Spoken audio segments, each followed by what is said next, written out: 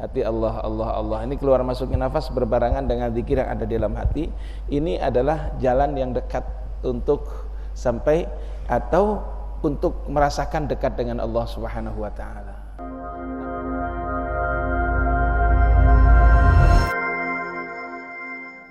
Ikhwan akhwat rahimakumullah. Hari ini kembali kita akan bahas dasar-dasar daripada Thariqah Naqsyabandiyah. Walau dulu pernah kita bahas, akan tapi kita kaji ulang kembali. Ada 11 dasar dari ajaran Thariqah Naqsyabandiyah. Yang 8 itu disampaikan oleh Syekh Abdul Khaliq Al-Ghazdawani. Kemudian yang 3 yang disampaikan oleh Syekh Muhammad Bahauddin An-Naqsyabandi. Jadinya ada 11. Nah 11 itu kita butiri satu persatu. Dasar ya, dasar ini berarti dasar ya, dasar atau pondasi. Kalau kita tidak punya ini, sulit untuk naik kepada makom-makom tingkat makom berikutnya. Pertama adalah huwasdardam. Bahasanya bukan bahasa Arab ya, bingung. Huwasdardam. Huwasdardam itu apa? Memelihara keluar masuknya nafas. Dia hendaknya menjaga setiap keluar masuknya nafas itu diiringi dengan ingatan atau zikir kepada Allah Subhanahu wa taala. Setiap keluar masuknya nafas. Setiap keluar masuk nafas, kalau kita sudah bisa mengiringi keluar masuk nafas ini diiringi dengan Allah, Allah, atau mengingat Allah, atau diiringi dengan atau dibarengi dengan zikir dalam hati. Hati Allah, Allah, Allah. Ini keluar masuknya nafas berbarengan dengan zikir yang ada di dalam hati. Ini adalah jalan yang dekat untuk sampai atau untuk merasakan dekat dengan Allah Subhanahu wa taala. Namun jika ini lepas ya, jika ini lepas atau lalai kita dari ini semua, itu akan menghambat jalan kita menuju kepada Allah Subhanahu wa taala. Betapa sulitnya ya. Ya kita latihan. Orang naik sepeda itu terjatuh sering ini. Naik sepeda jatuh akan tapi lama-lama terbiasa. Kalau sudah terbiasa, biar sambil berlenggang dia jalan aja terus kan gitu. Nah, seperti itu juga keluar masuknya nafas, melatih keluar masuknya nafas diiringi atau berbarengan dengan zikir dalam qalbu. Allah, Allah. Setiap kita kan bernafas nih tiap hari, keluar masuk nafas. Kita bisa merasakan. Allah, Allah, keluar Allah, masuk Allah, keluar lagi Allah, masuk Allah, Allah, keluar masuk. Nafas nih. Allah, Allah, Allah, Allah. Terus tidak diucapkan tapi di hati ini. Allah, Allah, Allah. Berbarengan dengan keluar masuknya nafas. Pertama ini dikatakan oleh Syekh Abdul Khaliq Al-Ghazdawani. Yang kedua, nazar barqadam. Nazar barqadam. Apa nazar barqadam? Setiap murid atau setiap salik dalam i'tikaf atau dalam suluk. Dalam suluk. Suluk itu apa? Yang kita sering lakukan khalwat. Dalam suluk atau di dalam khalwat ini kita harus melakukan nazar barqadam. Suluk itu apa? Suluk dari kata salaka. Salaka ini melewati satu jalan. Melewati jalan menuju kepada Allah Subhanahu wa taala. Maka kalau guru kita menganjurkan agar pengamal tarekat sering-sering masuk suluk, sering-sering berkhalwat. Ya. Suluk. Nah, apa yang dilakukan di sana sudah tahu ikhwan, ini banyak aturan di dalam khalwat. Di antaranya apa? Jangan jelalatan. Makanya di dalam khalwat kita jalan tunduk. Tidak jelalatan, tidak lihat kanan kiri, kita disuruh pakai surban supaya tidak melihat kanan kiri, membubarkan pikiran kita. Saat kita melihat sesuatu, ini hati kemudian berpencar ke sana kemari dah. Makanya disuruh tunduk. Jalannya tunduk, tidak ngomong dengan yang lain, hanya zikir Allah, Allah, Allah, Allah, Allah, Allah, Allah, Allah, Allah. Kenapa? Karena setiap kita melihat kanan kiri, ini hati bimbang, ini lupa kepada Allah, lupa kepada Allah, lupa kepada Allah. Tentunya ini bagi orang-orang yang suluk. Bagaimana kita akan tahu aturan ini kalau khalwat saja tidak pernah, suluk saja tidak pernah? Harus masuk suluk.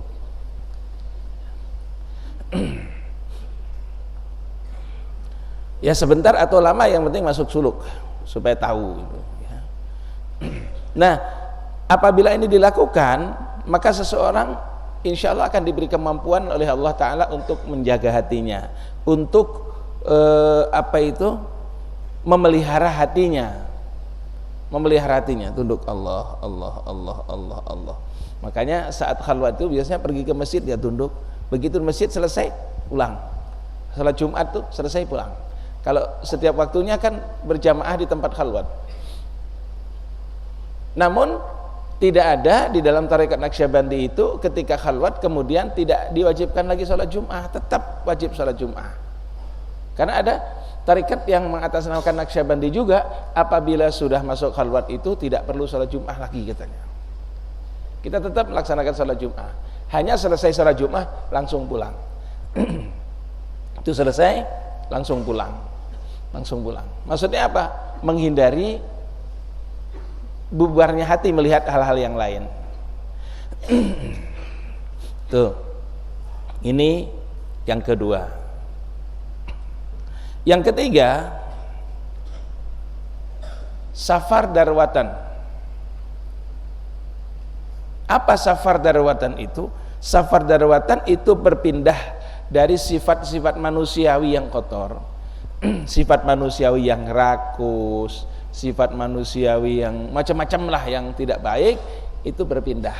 Kalau menurut Al-Imam Ghazali itu takhalli, tahalli dan tajalli. Takhalli artinya apa? Mengosongkan manusia ini dari sifat-sifat yang buruk, sifat-sifat yang tercela.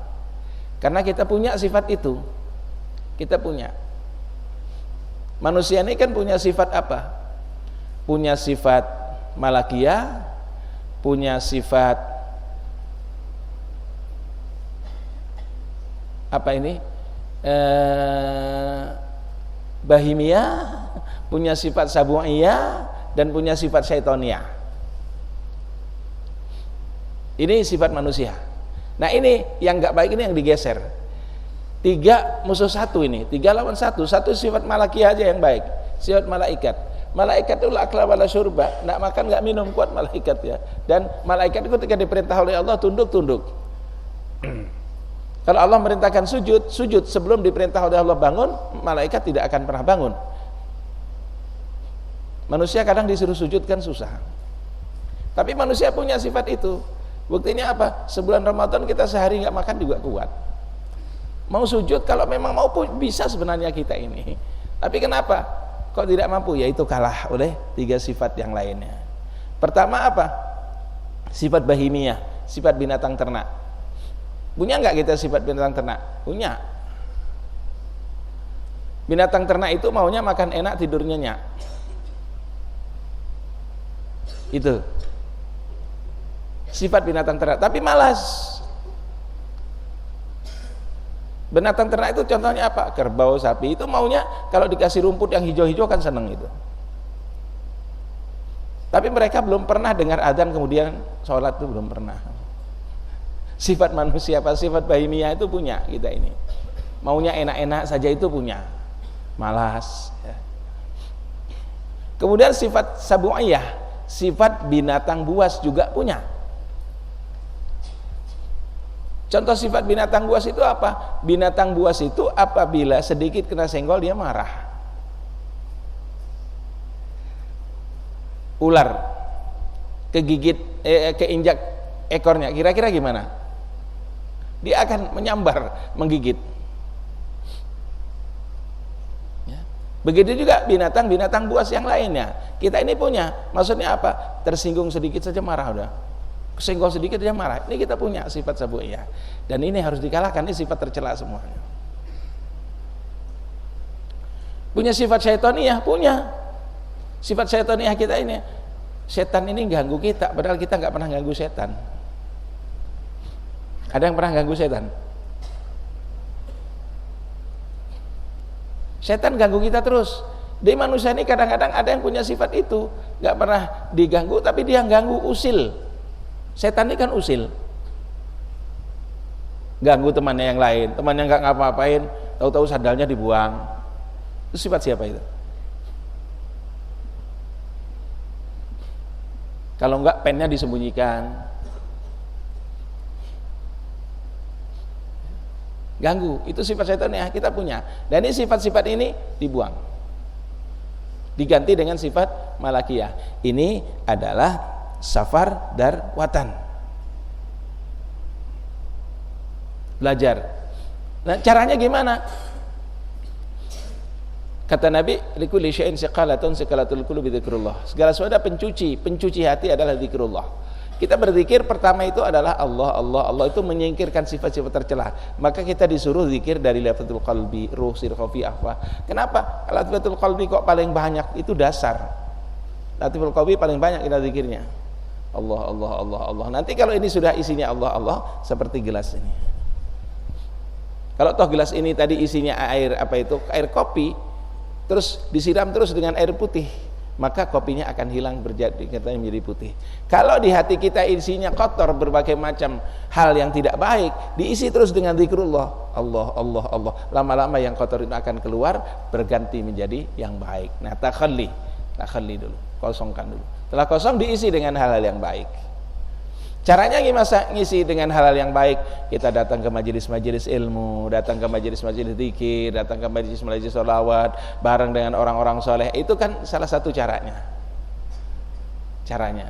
Sebab apa? Kalau kita kumpul dengan orang-orang soleh, nggak mungkin orang-orang soleh itu akan bicarakan hal-hal bersifat duniawi, atau membicarakan hal-hal yang tidak baik bagi orang lain, atau hal-hal yang lain lah. Pokoknya yang dibicarakan orang soleh adalah tentang kedekatan kepada Allah, tentang ibadah dan lain sebagainya. Itu kalau kita kumpul di majelis-majelis kebaikan, majelis zikir, majelis salawat, majelis ilmu, yang dibicarakan adalah hal-hal yang baik. Apabila tiap hari terus masukkan hal yang baik itu terekam di dalam hati, sehingga yang kotor nggak masuk lagi. Dakhalli. Kalau sudah seperti itu, baru tajalli, nanti baru yang ketiga akan nampak. Nah, kita harus berusaha safar ini. Harus berusaha untuk berpindah dari sesuatu yang kemarin tidak ada artinya, harus menjadi orang yang ada artinya. Kalau kemarin hati kita penuh noda, penuh kotoran, kita harus bersihkan sehingga hati kita tidak ada kotoran lagi. Berusaha. Safar dar watan.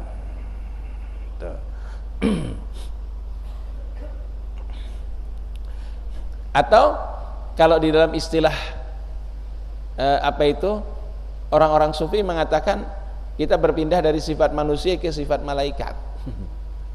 Jika dari sifat manusiawi, bukan kita jadi malaikat, meniru sifatnya mereka. Yang kerjaannya apa? Malaikat itu apabila diperintah oleh Allah Subhanahu wa taala, mereka melaksanakan sami'na wa ata'na. Tuh. Enggak pernah malaikat tuh nawar nanti dulu atau bagaimana, enggak pernah.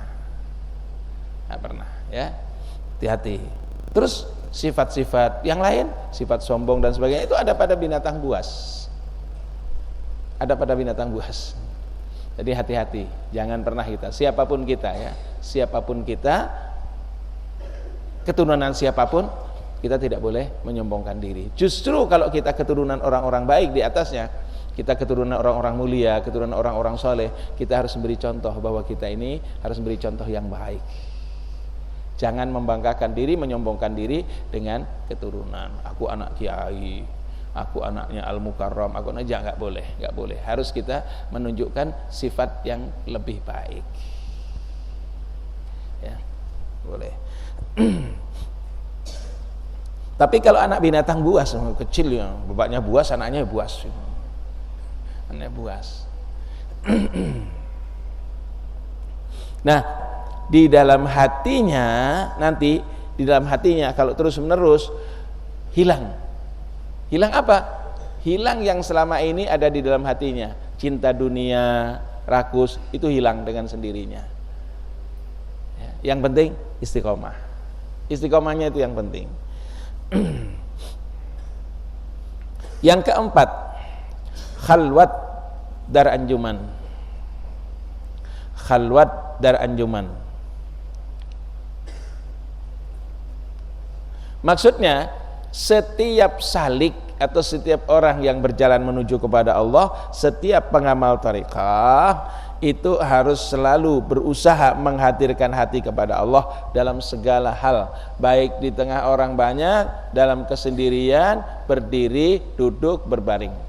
Alladzina yadhkurunallaha qiyaman wa qu'udan wa 'ala junubihim. Jadi berdiri, duduk, berbaring, apa saja ingat Allah, Allah, Allah, Allah. Tuh. Nah, kemudian di dalam tarekat Naqsyabandi ini para salik atau para murid itu dilatih dengan cara berkhalwat. Kalau tadi adabnya dalam khalwat dengan cara berkhalwat. Khalwat itu pun ada dua. Khalwatnya ada dua. Ada khalwat yang memang mengasingkan diri dari orang banyak. Ini khalwat yang biasa kita lakukan di bulan Dzulhijjah. Mengasingkan diri dari orang banyak. Ada tempat tertentu. Kalau dalam tarekat kita itu ada satu tempat tersendiri ya. Dulu kan pakai kelambu kita, sekarang tidak pakai kelambu tapi pakai kuburan ya. Karena apa? Kalau pakai kelambu itu biasanya apa? Saat tidur nih kaki bisa masuk ke teman sebelah. Kita lagi wirid, Allah Allah, tahu-tahu ada kepala masuk. Nah, ya bubar itu, bubar. Akhirnya kita bersama menemukan satu hal yang khusus, yakni bukan lagi dindingnya berupa kain kelambu, melainkan plywood. Jadi nggak bisa ke sebelah dah, dinding kayak kuburan dah, hanya atasnya yang pakai kain. Ini yang kita pakai selama ini kan. Insya Allah untuk tahun ini atau Dzulhijjah yang akan datang itu kita bisa nerima untuk para salikin sampai ke lantai atas. Mungkin ibu-ibu sudah bisa masuk insya Allah tahun ini ya. Untuk khalwat tahun ini. Selama ini ibu-ibu pengen masuk tapi di mana tempatnya belum ada gitu ya. Ini insya Allah bisa untuk tahun ini ya, di bulan Dzulhijjah yang akan datang. Itu memang tempatnya sendiri dan seperti itu. Terus gimana? Tidurnya pun di dalam tempat khalwat itu tidur menghadap ke arah kiblat.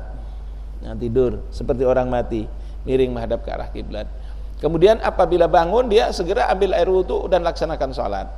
Seluruh amal-amal ibadah sholat sunnah dilakukan, baik sholat rawatib, sholat tahajud, sholat witir, kemudian sholat duha dan lain sebagainya dilakukan. Makannya pun diatur, makannya diatur di dalam suluk itu. Tidak ada orang makan waktu khalwat kemudian sepuasnya dikasih makan, dia tidak mungkin diatur sedemikian rupa. Dan banyak kejadian di dalam khalwat itu. Makanya kalau mau masuk khalwat yang penting yakin dulu aku kuat itu. Jangan yakin aku nggak kuat, nanti nggak kuat beneran gitu. Banyak orang yang di dalam khalwat ini diuji, dia sakit, tapi begitu keluar sembuh.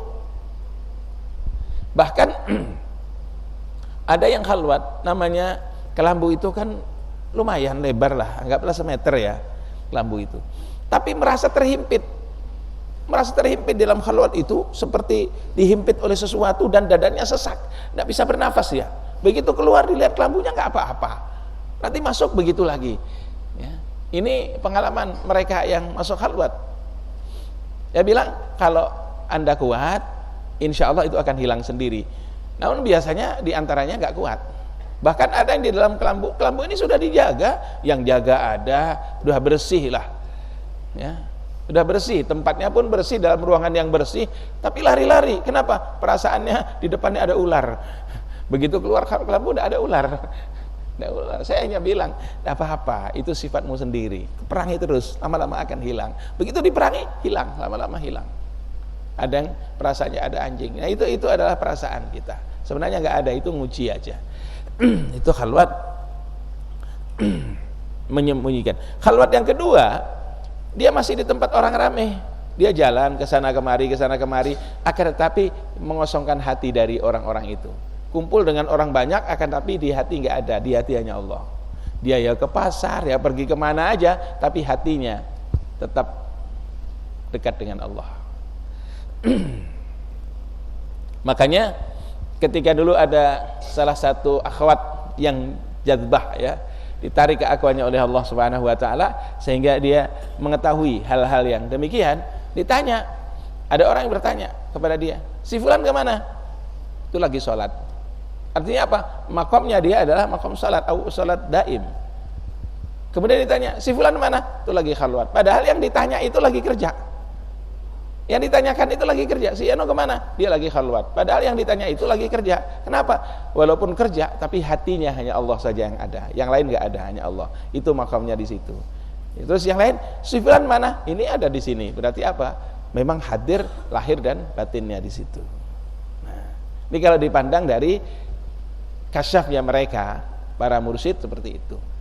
Nanti kelihatan sendiri. Ini di tengah orang ramai, tapi hatinya tetap kepada Allah Subhanahu wa taala. Tidak pernah lepas hatinya dari Allah. Nah, ini ada dua khalwat ini. Nah, adapun orang-orang yang khalwat dengan mengasingkan diri itu sebagai latihan. Latihan. Setelah latihan di situ, makanya selalu dipesani, janganlah kiranya kita keluar dari khalwat itu merasa sudah bebas seperti orang bebas dari penjara. Tidak, jagalah kebiasaan di tempat khalwat. Maksudnya apa? Kalau di tempat khalwat kita Allah Allah, di luar hendaknya seperti itu pula. Salat-salatnya dan sebagainya. Namun manusia namanya digoda oleh syaitan tadi itu, besoknya pulang sudah berbeda. Kemarin tahajudnya full, begitu besoknya udah hilang. Witirnya hilang, tahajudnya apa itu, salat duhanya hilang dan lain sebagainya, zikirnya hilang. Nah, makanya masuk lagi, nanti masuk lagi, keluar lagi, masuk lagi, keluar. Terus menerus sampai kita betul-betul istiqomah di jalan Allah. Istiqomah hati kita hadir kepada Allah Subhanahu wa taala. Ini khalwat dan anjuman. Kemudian yang kelima, ya dakrat.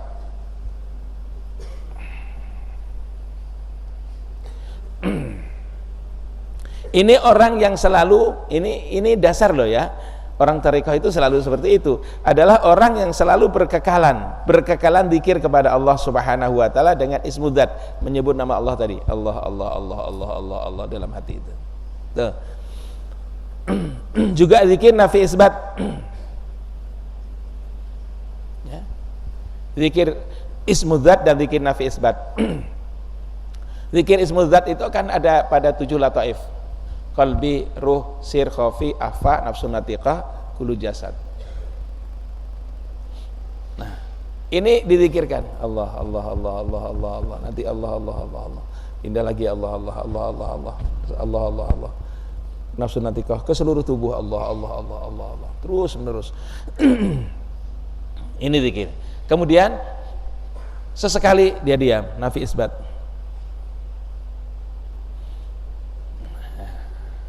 Makanya bagi ikhwan akhwat, ini bedanya ya, kelasnya orang-orang thariqah dan kelasnya orang sekolah.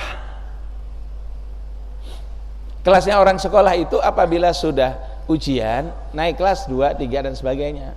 Tapi orang-orang thariqah tidak. Yang sudah suluk beberapa kali, di tempat suluk kan sudah diajak zikir. Zikir mulai dari zikir lataif 7, kemudian zikir ismudzat, bahkan zikir wukuf sudah diajak. Kalau sudah seperti itu ya amalkan di rumah, berarti Anda di situ itu tempatnya, tapi tidak pernah diumumkan di teman lain.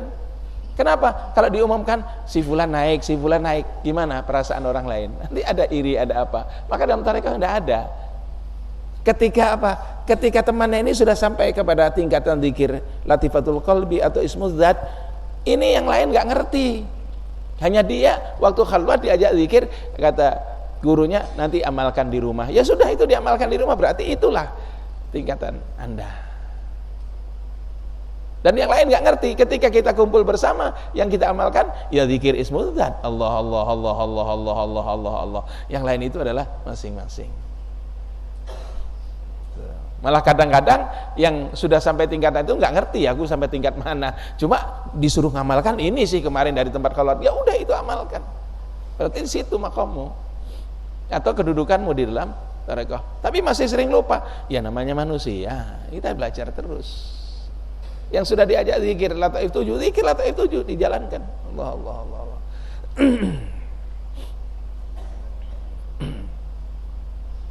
Nah, dan kemudian Bedanya pula orang yang sekolah apabila dia kelas 2 kemudian nggak naik, tetap kelas 2, tetap kelas 2. Di dalam tarekat tidak, ketika dia sudah sampai kelas 10 sekalipun tapi melakukan kesalahan, dia jatuh ke kelas 0 lagi, kelas 0 lagi. Makanya yang sudah mengamalkan hendaknya istiqomah, jangan alasan sibuk saja.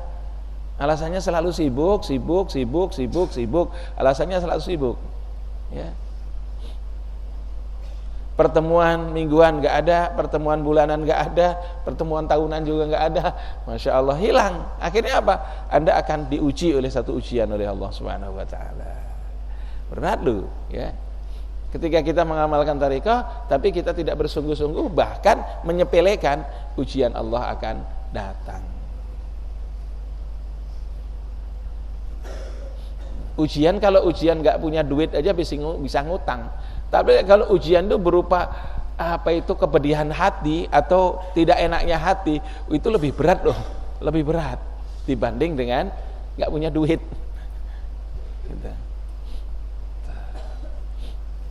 Satu contoh gini aja, kalau kita luka, biasa diobati. Tapi bagaimana kalau orang tua dibentak oleh anak? Gimana Pak Mul? Sakit nggak? Sakit itu, sakit hati.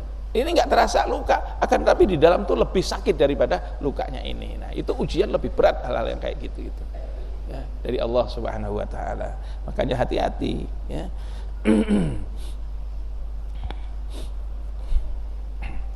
Nah ini,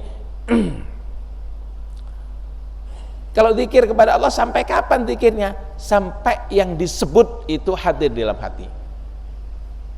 Yang kita sebut siapa? Allah. Karena yang kita sebut dalam zikir Allah sampai betul-betul kita merasakan Allah itu, yang kita sebut tuh hadir di dalam hati kita, merasakan dekat dengan Allah.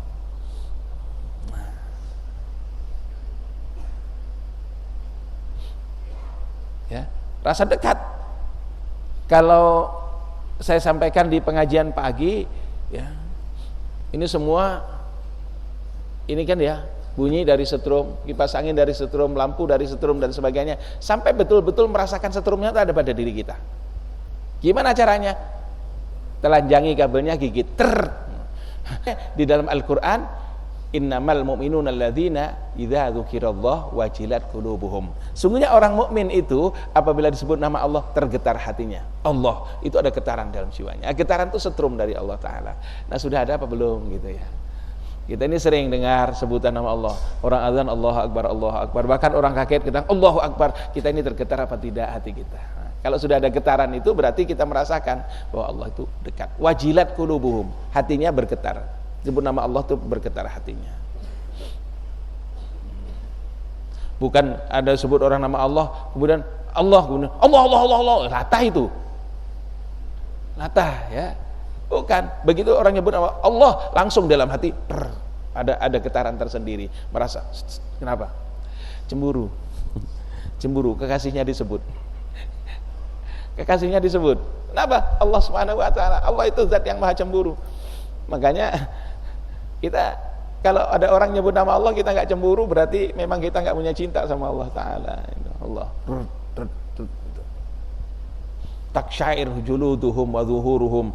Jadi kulit-kulitnya, kemudian tulang belulangnya ini gemetar. Ada getaran apabila menyebut nama Allah Subhanahu Wa Taala. Tuh ya, sampai betul-betul hadir yang disebut Allah, Allah, Allah, Allah, Allah. Jadi kalau dalam hati Allah, Allah, Allah, ini merasakan kehadiran Allah, Allah, Allah, Allah. Kalau sudah hati hadir kepada Allah, Allah, Allah, merasakan Allah itu dekat, walaupun kita memandang itu ya pandangan kosong, bengong. Makanya ada orang yang mengatakan bahwa thariqah itu belajar ngelamun. Iya benar, tapi melamunkan Allah Ta'ala. Yang dilamunkan Allah, Allah, Allah, karena sudah ingatannya Allah, Allah, Allah. Sehingga apapun yang dipandang kosong. Ditanya, kayak siapa? Kayak Majnun Laila, Qais. Qais itu karena ingat Laila terus, di hatinya Laila, bengong. Ditanya, siapa namamu? Laila. Ya kayak gitu, orang yang mabuk tuh kayak gitu, Laila. Dulu pernah saya contohkan sudah. Ya. Sudah saya contohkan. Diulang kembali. Karena di hati selalu zikir Allah Allah Allah Allah Allah Allah Allah Allah. Ustaz Sururi waktu itu operasinya di leher lagi. Saya penanggung jawab ini. Siapa yang tanggung jawab? Saya bilang. Udah biar aja, mati kubur gitu aja dah ya. Operasi. Orang biasanya kan suruh hitung 1, 2, 3 oleh dokter ya. Ini enggak, karena kita biasa mengamalkan zikir Allah Allah Allah Allah Allah sampai hilang suara Allah. Udah. Dilakukan operasi. Selesai operasi, lama sadarnya karena nggak pernah konsumsi narkoba ya. Dibius itu lama semua.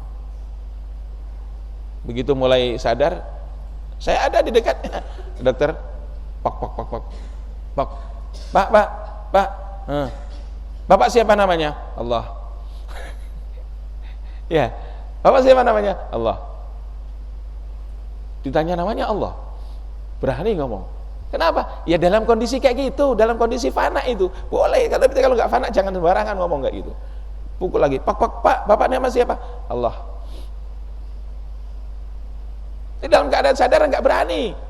Nah, itulah kebiasaan kita. Kalau kita biasa menyebut Allah, Allah, Allah, maka akhir hayat kita insya Allah kita akan menyebut nama Allah. Nah, itulah.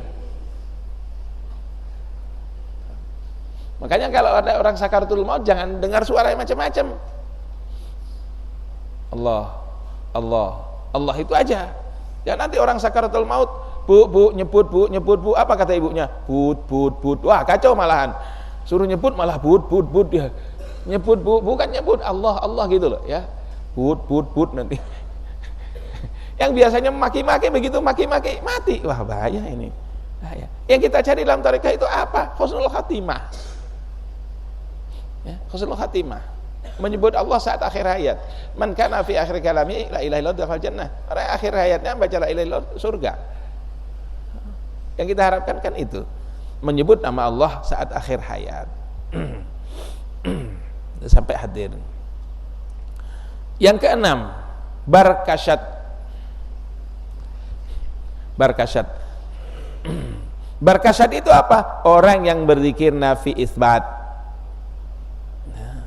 melepaskan nafas kemudian munajat kepada Allah. Makanya orang zikir nafi isbat itu pertama tahan nafas kan, tarik nafas. Ingat ya, kalau nafi isbat kemudian tahan nafas, ngumpulkan nafas jangan di atas perut, di bawah ya, di bawah pusat. Ini ikhwan yang sudah berkhalwat ya, berulang-ulang. Kumpulkan di, tapi kalau yang belum jangan ikut-ikutan dulu ya. Nanti kalau bablas nggak ngerti aku ya. Karena ini apa? Zikir pintu gerbang maut. Zikir untuk pintu gerbang maut. Tarik nafas, tahan di bawah pusat. Jangan dilepas. Ucapkan la ilaha illallah. Tapi tidak keluar la ilaha illallah. La ilaha illallah. Ganjil kan 3 kali. Kuat sampai 7 kali la ilaha illallah, la ilaha, sampai 21 kali. Setelah 21 kali atau setelah mengakhiri, lepaskan nafas dengan Muhammadur Rasulullah sallallahu alaihi wasallam, ilahi anta maksudi wa ridhaka matlubi. Kan itu munajat kepada Allah Subhanahu wa taala, mohon kepada Allah. Nah, ini barkasyat ini adalah suatu yang diamalkan di dalam melaksanakan nafi isbat. Tuh. Makanya di sana selalu menyebutkan ilahi anta maksudi wa ridhaka matlubi saat selesai daripada nafi isbat.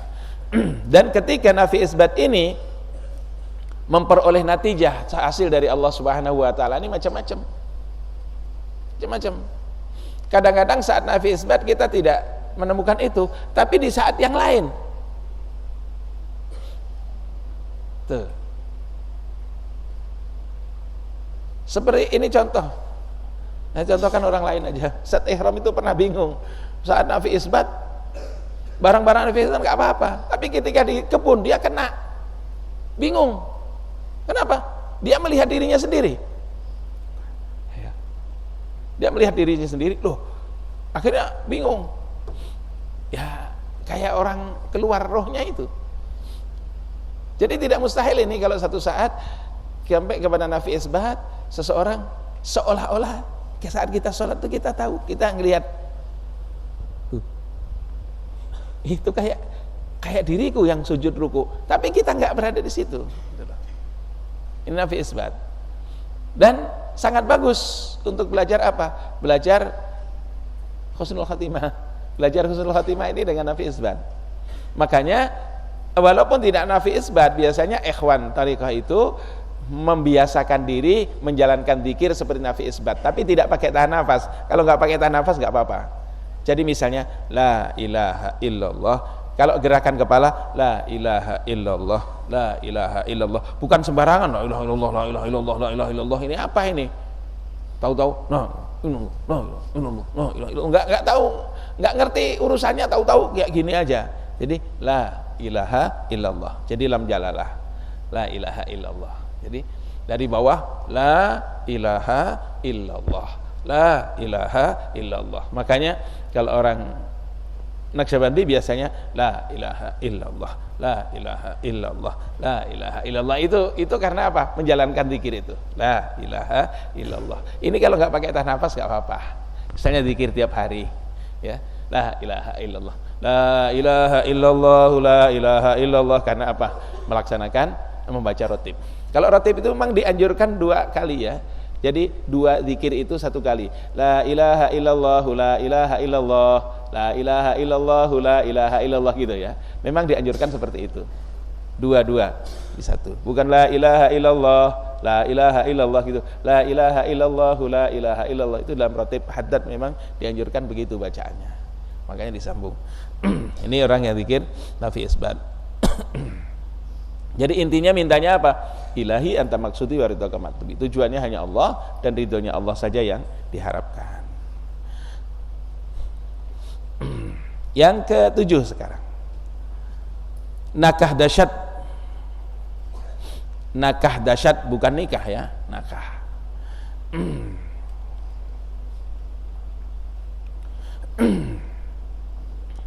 Ini seorang salik atau murid daripada tariqah itu menjaga hati supaya hati tidak masuk sesuatu yang menggoda kepada dirinya. Tergoda dengan harta, tergoda dengan kedudukan, pangkat, pokoknya tergoda dengan segemerlap di dunia ini. Tuh. Walaupun hanya sebentar dihilangkan itu, dihilangkan. Tuh.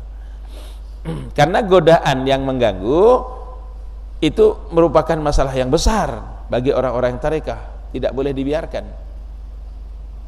Sekali tergoda masuk ke dalam hati, terus ingat sampai kapanpun, dimanapun, kan gitu, ingat.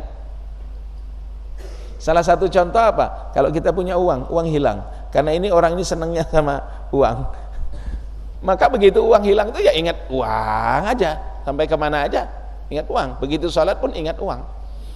Kenapa? Di hatinya adalah uang. Nih, Syekh Abu Bakar Al-Kattani berkata, saya menjaga pintu hati itu selama 40 tahun, kata beliau. Menjaga selama 40 tahun. Aku tidak membukanya selain kepada Allah, sehingga menjadilah hatiku itu tidak mengenal seorang pun selain Allah. Karena 40 tahun menjaga hati, tidak boleh ada yang masuk ke dalam hati selain Allah, sampai dia tidak mengenal siapapun kecuali Allah. Ini dikatakan oleh guru kita, mandama dzikru faqad dama nisyan. Orang bakalan dzikir bakalan lupa. Maka jangan heran kalau kita masuk ke tempatnya Buya Mustari, begitu ditanya baru masuk. Siapa? Ini siapa ini? Pak Cipto misalnya. Cipto Buya. Oh, Cipto ya. Iya. Iya udah, terima. Begitu keluar, masuk lagi, ditanya lagi, siapa ini? Udah lupa. Kenapa? Karena di dalam hatinya hanya Allah. Jadi itu wajar, bukan melupakan kita. Karena apa? Karena memang lupa, yang diingat hanya Allah, gitu loh. Itu guru kita. Ya. Dan apabila, maaf ya, dalam satu qaul disebutkan, apabila nama kita sudah direkam oleh orang-orang seperti itu, beres semua urusan dah. Apa? Kita nggak pernah dilupakan oleh orang itu, gitu nah. Kan dia yang ingat Allah saja. Sementara kita diselipkan namanya di sela-sela hatinya, di sela-sela hatinya bersama Allah. Maka beres sudah orang yang diingat itu. Itulah sebabnya kalau murid rindu kepada guru memang wajib. Apabila itu biasa-biasa saja, tapi apabila guru sudah rindu kepada murid, itu murid luar biasa. Kalau guru sudah kangen sama muridnya, aku kok kangen sama si fulan, berarti murid ini murid luar biasa di hadapan sang guru. Tuh.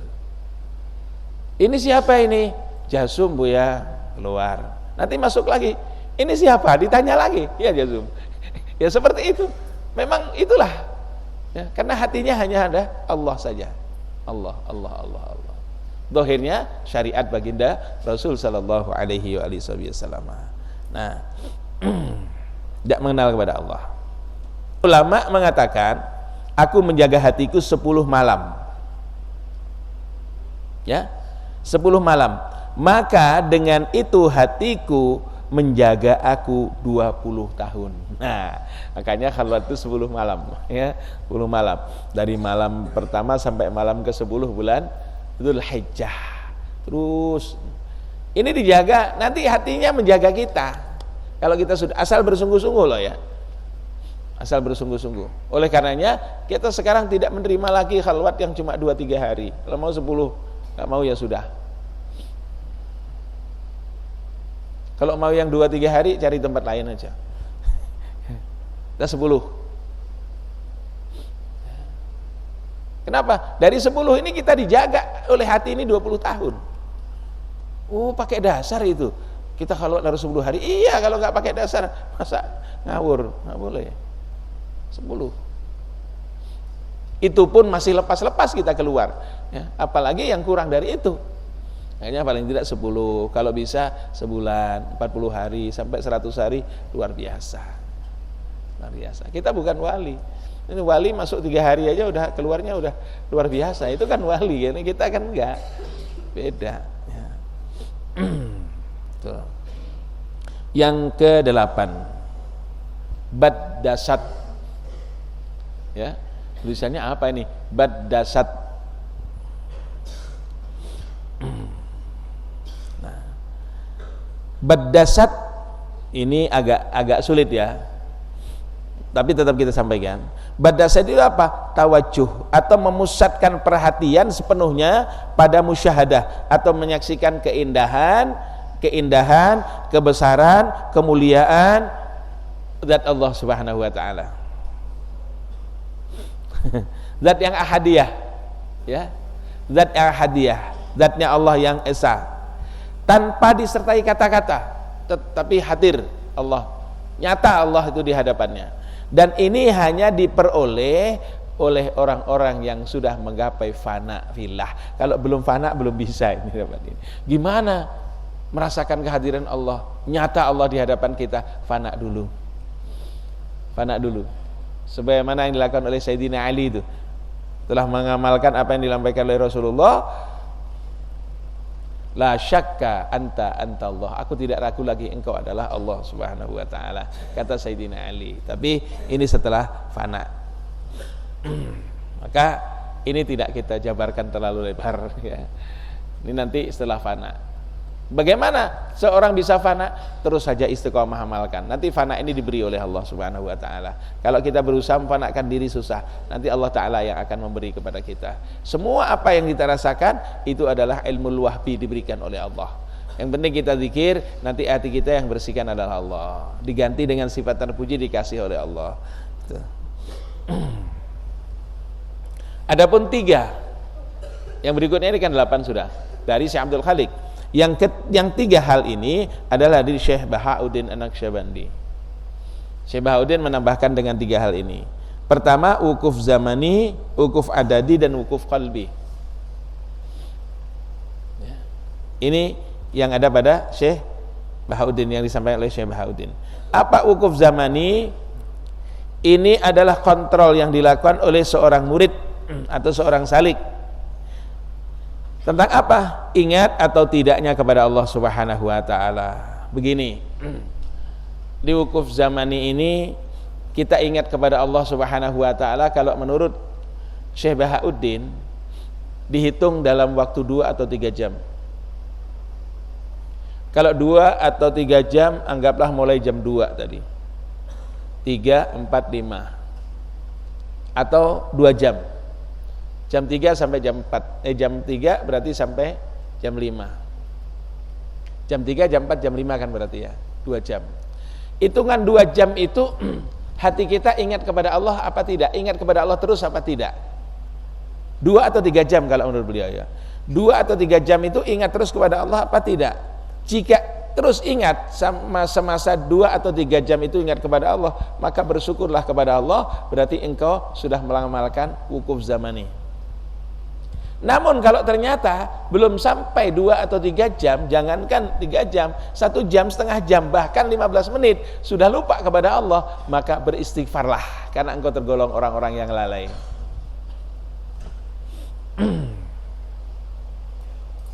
Dan ini dikatakan oleh beliau setiap salik, setiap murid.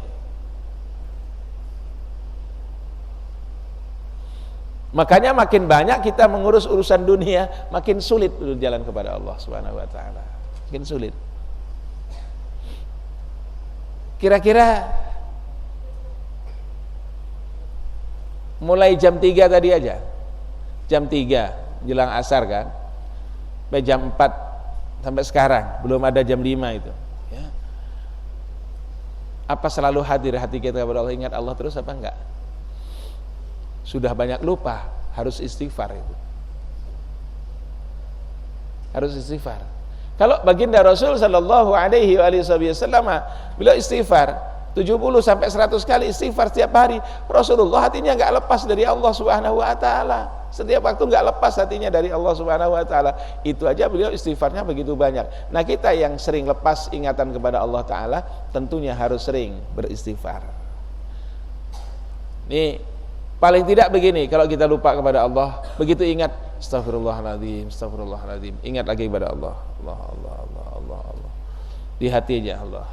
Jalan, apapun yang dilihat ingat Allah. Nanti begitu lupa, istighfar lagi, astagfirullah. Usahakan seperti itu supaya tidak numpuk dosa kita ya. Kenapa? Begitu dosa kita mohon ampun kepada Allah, diampuni dosanya oleh Allah Subhanahu wa taala. Jadi banyak-banyak istighfar setiap waktu.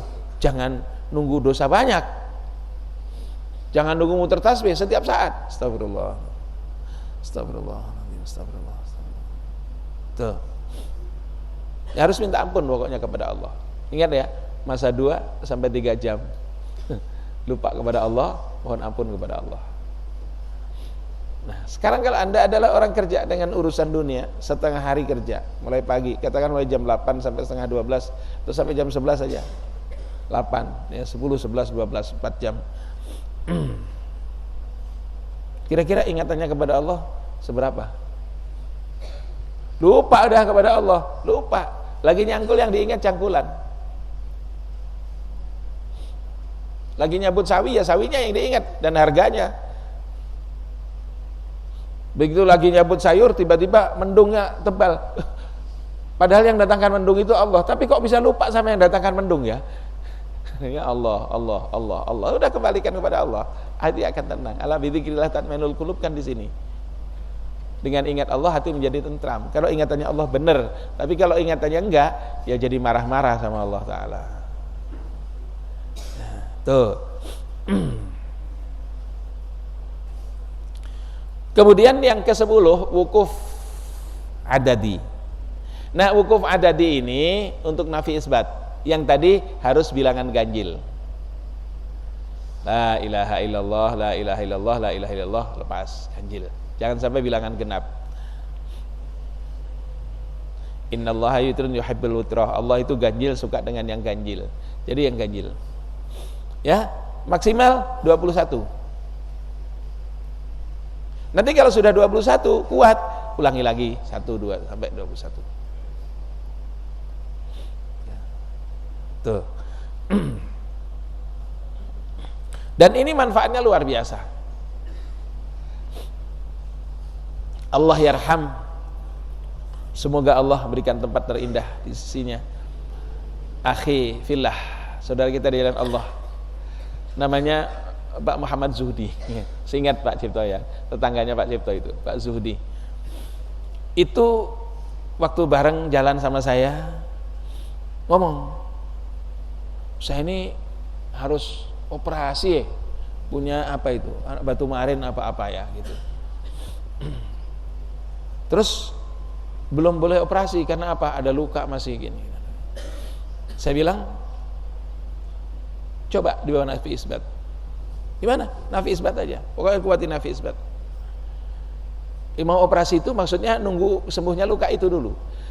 Beliau kuatin nafi isbat di rumah. Beliau ini kerjaannya khalwat. Kalau sudah mulai masuk bulan Rajab, Sya'ban, Ramadan masuk khalwat ini. Tidak ada orang berani masuk kecuali saya aja, suka ganggu kalau saya. Ya, masuk khalwat. Kuatin nafi isbat. Setelah kuatin nafi isbat, lukanya sembuh, datang lagi ke dokter, di ronsen sudah ada penyakitnya. Sudah sembuh. Ternyata ada keistimewaan juga orang nafi isbat itu ya. Yang tadi la ilaha illallah. Ya, la ilaha illallah. Saya gimana bisa nafi isbat masuk khalwat? Nanti di khalwat kan diajak nafi isbat, diajak bareng-bareng zikir nafi isbat. Masuk khalwat ya. Kemudian yang terakhir, yang ke-11 adalah wukuf qalbi. Ini sebagaimana dikatakan oleh Syekh Ubaidillah Al-Ahrar, inilah keadaan hati seorang murid atau salik yang selalu hadir bersama Allah. Pikiran yang ada terlebih dahulu dihilangkan dari segala perasaan, kemudian dikumpulkan segenap tenaga dan panca indera untuk melakukan tawajjuh, memandang hati dengan mata hati, memandang kepada Allah Subhanahu wa ta'ala secara hakiki. Untuk apa? Untuk menggapai ma'rifah kepada Allah Subhanahu wa ta'ala, sehingga tidak ada peluang sedikit pun di dalam hati yang ditujukan kepada selain Allah. Jadi kalau sudah begini, di hati ini untuk ditempati selain Allah tidak ada lagi. Sebagaimana ini tadi, kalau sudah diisi penuh, maka apapun yang masuk akan keluar. Kenapa? Full sudah. Artinya apa? Memenuhi hati ini dengan Allah. Kalau sudah Allah penuh di dalam hati, yang lain masuk itu akan mental keluar dengan sendirinya. Kenapa kita masih sering masuk segala sesuatu ke dalam hati? Karena hati kita belum full di dalam ingatan kepada Allah Subhanahu wa ta'ala. Nah, itulah kita latihan sekarang untuk mengisi hati dengan Allah Subhanahu wa ta'ala, dengan zikir kepada Allah Subhanahu wa ta'ala, sehingga tidak ada lagi yang bisa masuk ke dalam hati selain Allah Subhanahu wa ta'ala. Lalu dia mengatakan, ma fi qalbi illallah, tidak ada di hatiku selain Allah. Kalau sudah tidak ada di hatiku selain Allah, ya hanya Allah saja. Dia tidak akan tertarik dengan selain Allah. Kenapa? Kalau mau cari kesempurnaan, apa di dunia ini yang sempurna? Nggak ada yang sempurna. Alam semesta ini nggak ada yang sempurna. Yang sempurna itu hanya Allah. Semuanya semu. Dunia ini semuanya semu. Kata Imam Ghazali, dhillun zail, bayangan yang semu. Yang dulu ada, yang dulu nggak ada, kini ada, nanti tiada. Ya begitu aja. Yang dulu baik, sekarang udah berubah. Ini masih kenceng-kenceng, sebentar lagi tambah kenceng, nanti lama-lama kendor juga ini. Kayak gitulah manusia ini. Ya. Tidak ada. Kalau mau kesempurnaan itu hanya Allah, yang punya hanya Allah, hanya milik Allah. Maka di dalam hal ini, di dalam wukuf qalbi ini, kita hanya memasukkan di dalam hati sesuatu atau memasukkan Allah zat yang sempurna. Dan kita hanya satu kan diperintahkan bagi orang awam untuk mengenal Allah, karena nggak bisa yang lain. Allahu mausufun bisifatil kamal munazzahun an kullin nasin. Allah Subhanahu wa taala bersifat dengan sifat sempurna dan tidak ada kekurangan sama sekali bagi Allah taala. Nah, gitu. Jadi kalau Allah mendengar, pendengaran Allah sempurna, penglihatan Allah sempurna, pekerjaan Allah sempurna, semua perkataan Allah sempurna, tidak ada yang tidak sempurna bagi Allah. Nah, itu yang masuk ke dalam hati. Apabila sudah yang sempurna masuk ke dalam hati, yang tidak sempurna otomatis kan nyingkir. Kenapa yang tidak sempurna malah masuk ke dalam hati?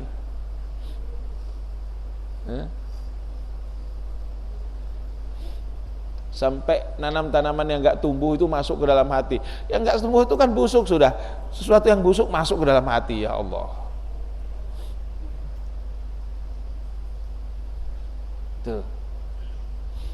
Saya pernah ketika di rumah sakit ditanya, BAB-nya gimana Pak? Biasa aja. Keras apa lembek? Biasa aja. Gimana BAB itu yang keluar itu gimana keras atau lembeknya? Gak pernah pegang ya. Warnanya apa? Gak pernah lihat. Ditanya warnanya. Ini kebanyakan macam-macam ini. Sampai memperhatikan warnanya itu gimana coba? Ada sampean keluar perhatikan. Warnanya apa? Minum kopi hitam gitu. Ya. Yang keluar tuh maksudnya. Sampai mikirkan hal-hal kayak gitu. Udah. Lupa nanti kepada yang lain. Kepada Allahnya lupa. Ya. Akhirnya diingat adalah Allah. Oleh karenanya bagi kaum tani itu lebih enak. Kaum tani itu lebih enak. Hari ini misalnya nabur bibit bayam atau benih bayam. Ini nabur bayam. Sudah tabur. Yang kita taburkan biji kecil-kecil itu. Biji kecil-kecil yang tidak ada artinya. Sudah kita tinggal. Tahu-tahu 2 hari kemudian tuh kelihatan. Mulai kelihatan putih-putih, mulai tumbuh. Oh, kemudian tumbuh tinggi.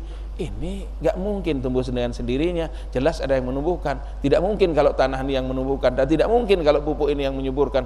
Allah. Maka melihat dia, lihat akan kebesaran Allah. Akhirnya apa, setiap hari bayam ini tambah gede, tambah gede, tambah gede. Begitu dinikmati, dicabut, alhamdulillah ya Allah, dimakan nikmat. Kenapa? Karena selalu ingat Allah Subhanahu wa taala. Begitu lupa Allah Subhanahu wa taala, ludes ulat tentara datang. Kan begitu. Lebih enak, lebih enak.